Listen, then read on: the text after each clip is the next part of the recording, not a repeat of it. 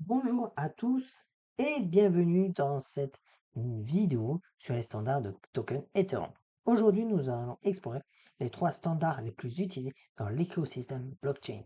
Le RC20 pour les tokens fongibles, le RC721 pour les NFT et le RC 1155, le standard hybride qui révolutionne la gestion des actifs numériques. Que vous soyez développeur, entrepreneur ou simplement curieux de comprendre comment fonctionnent les cryptos et les NFT, cette vidéo est faite pour vous. Voici ce que nous allons voir dans cette vidéo. D'abord, nous allons plonger dans l'ERC20, le standard qui a permis l'explosion des ICO et de la DeFi. Ensuite, l'ERC721, le standard derrière l'engouement des NFT. Puis l'ERC 1155, le standard multi-tokens qui combine le meilleur des deux mondes. Et enfin, une comparaison en détail des cas d'usage concrets. Avant de commencer, un peu de contexte. En 2015, l'Ethereum introduit les smart contracts. Mais rapidement, un problème se pose. Chaque projet crée son propre système de tokens, tous incompatibles entre eux. Les wallets, les exchanges, les dApps doivent constamment s'adapter. C'est là qu'interviennent les ERC, Ethereum Request for Comments. Ce sont des propositions d'amélioration standardisées qui garantissent l'interopérabilité de l'écosystème. Le RC20 est proposé par Fabian Vogelsteller en novembre 2015, le RC 521 par Dieter Shirley en 2017 et le RC 1155 par Engine en 2018. Ces standards ont transformé l'écosystème blockchain tel que nous le connaissons aujourd'hui. Commençons par les bases. Un token fongible, c'est quoi? C'est un actif numérique où chaque unité est identique et interchangeable. Comme l'euro ou le dollar, un token ERC20 vaut exactement la même chose qu'un autre token ERC20 du même type. Si j'ai dit USD, donc dollar US, et que vous avez dit dollar US, on peut les échanger sans perdre ni gagner de valeur. C'est la fongibilité. Les exemples les plus connus, pardon, pardon, c'est USDT, USDC, UNI, Link, DAI, DAI. Donc, tous ces tokens que vous utilisez sur les plateformes DeFi sont des ERCB. Regardons maintenant euh, l'interface du standard ERC20. Un smart contract ERC20 doit implémenter 6 fonctions obligatoires et 3 optionnelles, comme je vais vous le montrer dans VS Code. Voilà. Là, c'est les fonctions obligatoires et ensuite, c'est celles qui ne sont pas obligatoires. Donc, total supply, ça retourne le nombre total de tokens en circulation. Par exemple, si votre token a un supply de 1 million, cette fonction retournera 1 million. Balance off, ça retourne au solde d'une adresse spécifique. C'est ce qui vous permet de vérifier combien de tokens possède un wallet. Transfert, ça permet de transférer des tokens directement d'un compte à un autre. C'est la fonction que vous utilisez quand vous envoyez des tokens à quelqu'un. Les trois fonctions suivantes forment le mécanisme d'appropriation. Approve, ça autorise un tiers, donc un smart contract par exemple, à dépenser vos tokens. Allowance, il vérifie combien de tokens un tiers est autorisé à dépenser pour votre compte. Transfer form permet à un tiers autorisé de transférer vos tokens. Ce mécanisme est crucial pour la DeFi. Quand vous utilisez une swap, vous approuvez d'abord le routeur Uniswap pour dépenser vos tokens. Puis il utilise transfer from pour effectuer le swap. Voyons maintenant une implémentation concrète. Je vais vous montrer comment créer un token ERC20 simple mais fonctionnel. Donc, je vais vous montrer le token, le code, je veux dire, pardon. Si je me trompe, donc, il est un peu long le code. Donc, les décimales, c'est la plupart des tokens qui, du coup, utilisent 18 décimales, comme le TH. Cela signifie qu'un token égale 10 base 18 unités de base. 10 puissance 18 unités de base, pardon. Moi, les maths, ça fait 2. Ensuite, il y a les mappings, parce qu'on utilise quand même deux mappings, un pour les balances et un pour les allowances. C'est efficace en termes de casse. Ensuite, il y a les événements cruciaux pour l'indexation et le tracking. Chaque transfert et approbation émet un event, comme vous pouvez le voir. Et les require, donc on vérifie toujours les conditions avant d'exécuter les transferts. Mais évidemment, ce que je vous le mettrai sur GitHub. Les tokens ERC20 sont partout dans l'écosystème Ethereum. DeFi pour le lending, Uni pour un swap, Comp pour comprendre. Ces tokens servent de gouvernance et d'utility. Stablecoins, il y a du coup USDT, USDC, DAI, tous sont des ERC20 qui représentent des devises finales. Au niveau Wrapped Tokens, vous avez WBTC qui est une ERC20 qui représente du Bitcoin, permettant son utilisation dans la défi Ethereum. Au niveau des tokens de gouvernance, ça permet aux holders de voter sur les décisions du protocole. Mais attention, le RC20 a ses limitations. Déjà au niveau du coût en gaz, chaque transfert consomme environ 21 000 gaz de base, plus le coût du smart contract. Sur un réseau congestionné, ça peut coûter cher. Pas de récupération si vous envoyez des tokens à une mauvaise adresse, ils sont perdus à jamais. Contrairement à une banque, il n'y a pas de annuler la transaction. Ensuite, il y a le problème d'approbation. Le mécanisme Approve Transfer From peut être dangereux. Si vous approuvez un montant illimité à un smart contract malveillant, vous risquez de tout perdre. Donc, au niveau des points de pratique, toujours vérifier l'adresse de destination, n'approuver que le montant nécessaire, utiliser des audits de code pour les smart contracts et implémenter des fonctions pour les situations d'urgence. Passons maintenant aux NFT, les tokens non fongibles. À l'inverse des ERC20, chaque token ERC 721 est unique et non interchangeable. Pensez à des œuvres d'art. Deux tableaux de Picasso peuvent être du même artiste, mais chaque tableau est unique. C'est pareil pour les NFT. Chaque token a un ID unique qui le distingue de tous les autres. Les CryptoPunks, le Bored Ape Yacht Club, les terrains du métavers sont tous des ERC 721. L'interface ERC21 est plus complexe que ERC20. Regardons les fonctions principales.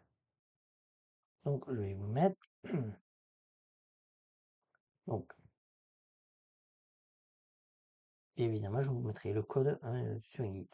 Les différences clés avec ERC20, déjà, on a Off Token ID qui retourne le propriétaire de NFT spécifique. Chaque NFT est identifié par un ID unique. Safe Transfer From, c'est la version sécurisée du transfert. Elle vérifie que le destinataire est capable de recevoir des NFT. Si vous envoyez un smart contract qui ne sait pas gérer des NFT, la transaction échoue au lieu de perdre le NFT. La différence entre Transfer Form et Safe Transfer Form est cruciale. Safe Transfer Form implémente un callback. Elle vérifie que le receveur implémente l'interface IRC 721 Receiver. C'est une protection contre la perte accidentelle de NFT.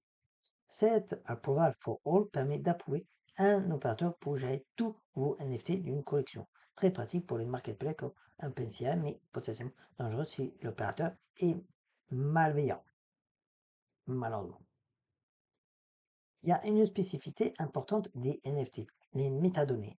Le RC 721 définit une extension optionnelle pour les métadonnées. Donc, je vais vous montrer. Hop, voilà, vous l'avez. Donc, la fonction token URI retourne une URL, souvent IPFS 5, IPFS, pardon, pointant vers un JSON contenant des métadonnées du NFT. Hop, comme ça. Voilà. Donc, important. Souvent, seul le lien vers les métadonnées est stocké on-chain pour économiser le gain. L'image et les propriétés sont hébergées off-chain, généralement sur IPFS pour la décentralisation. Voici maintenant une implémentation basique de NFT. Donc, bien évidemment, je vous mettrai le code sur GitHub. Donc, ici, j'utilise OpenZeppli, une bibliothèque qui fournit des implémentations sécurisées et auditées. C'est la pratique standard dans l'industrie. Au niveau des points clés, il y a le compteur pour générer des ID séquentiels, max supply pour limiter le nombre total de NFT, le mint price pour le mécanisme de vente et le Humble pour les fonctions réservées aux créateurs. Les NFT vont bien au-delà de l'art digital. Il y a les arts et collectifs, donc CryptoPunks, Bike, Artblock, et Gaming, donc items de jeu uniques, personnages, terrain virtuel, immobilier virtuel avec des parcelles décentrales, The Sandbox, des certificats, diplômes, certifications, tickets d'événements, les identités avec ENS Domains, POAPs, donc Proof of Attendance, le fractionnement d'actifs réels, donc immobilier, œuvres d'art physique. Maintenant, imaginez un jeu vidéo blockchain. Vous avez de l'or, token fungible, des potions, token fungible, des épées uniques, donc token non fungible, des armures légendaires, token non fungible. Avec les standards existants, vous devrez déployer plusieurs smart contracts. Un RC pour l'or, un pour les propos, un RC 721 pour les épées, etc. Chaque interaction coûte du gaz et la gestion devient complexe. C'est là qu'entre en jeu le RC 1155 créé par Engie, un seul smart contract peut gérer à la fois des tokens fongibles et non fongibles. L'ERC 1155 introduit un concept révolutionnaire. Au lieu d'avoir un ID unique par token, chaque ID peut présenter un type de token et vous pouvez avoir plusieurs unités de ce type. Je vais vous montrer. Donc voilà. Donc les innovations majeures déjà, balance multidimensionnelle avec Balance of Address ID qui retourne combien d'unités d'un type spécifique possède une adresse. Les transferts par batch. Vous pouvez transférer plusieurs types de tokens en une seule transaction. C'est énorme pour l'économie du gaz. Prenons un exemple concret. Si vous transférez 10 types de tokens différents avec ERC 721, 10 transactions séparées égale environ 500 000 gaz. Avec ERC 1155, une transaction batch égale environ 150 000 gaz. C'est 70% d'économie. Les tokens fongibles et non fongibles dans un même contrat, ID1 égale or, donc suppli limité, égale fongible, ID2 égale épée légendaire, donc suppli de 1 égale non fongible. Voyons une implémentation pour un jeu. C'est des exemples, bien évidemment, je vous mettrai tout sur GitHub pour cette vidéo. Hop, hop, donc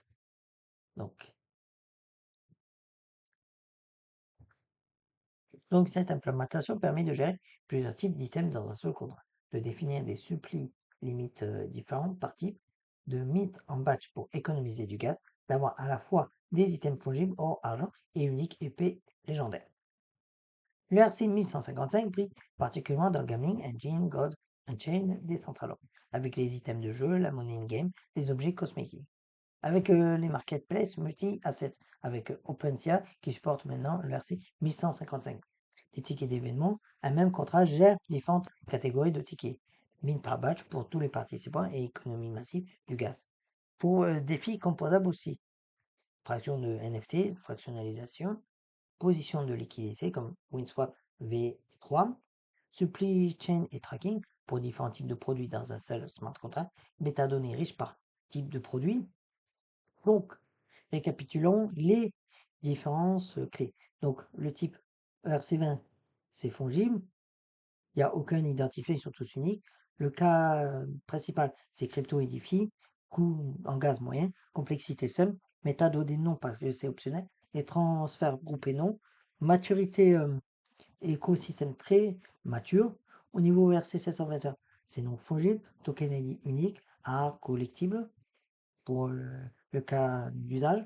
C'est élevé au niveau coût de gaz, complexité moyenne, métadonnées oui par token, transfert groupé non, mature aussi.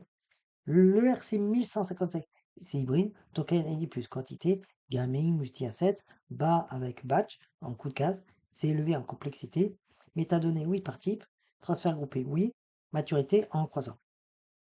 Comment choisir le bon standard? Choisissez ERC20 si vous créez une crypto-monnaie ou une utility token. Tous les tokens doivent être identiques et interchangeables. Vous construisez pour la DeFi, Lending, Stacking, Governance, et c'est la simplicité et la large compatibilité qui sont prioritaires. Donc choisissez du coup ERC20.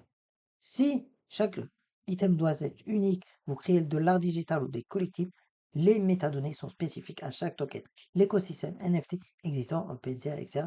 est crucial, alors choisissez l'ERC 721. Si vous gérez plusieurs types d'actifs, l'optimisation du gaz est critique, mais une transfert en volume. Vous construisez le jeu avec des items fongibles et uniques, ou vous voulez la flexibilité d'évoluer, ajout de nouveaux types, alors choisissez l'ERC 1155. Quelques points techniques à ne pas oublier. Déjà au niveau de sécurité, auditez toujours votre code. Testez massivement sur testnet. Implémentez des mécanismes de pause en cas d'urgence.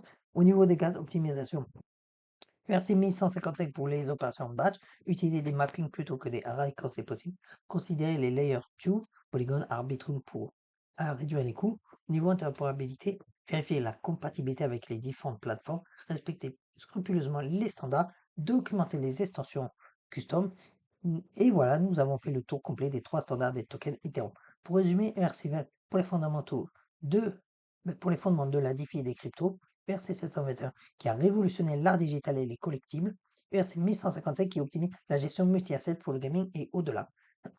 Ces standards continuent d'évoluer, des améliorations comme l'ERC 4337 Account Abstraction ou l'ERC 6551 Token Bond Accounts s'appuient sur ces fondations pour aller encore plus loin. Si cette vidéo vous a plu, n'hésitez pas à liker, vous abonner et à activer la cloche. Dites-moi en commentaire quel standard vous intéresse le plus et pourquoi. Je vous mettrai en description tous les liens vers les apes officiels, les ressources pour aller plus loin, des templates de smart contracts, une checklist de sécurité. Et dans ma prochaine vidéo, on passera à la pratique avec un tutoriel complet d'un déploiement d'un projet utilisant ces standards. À très bientôt!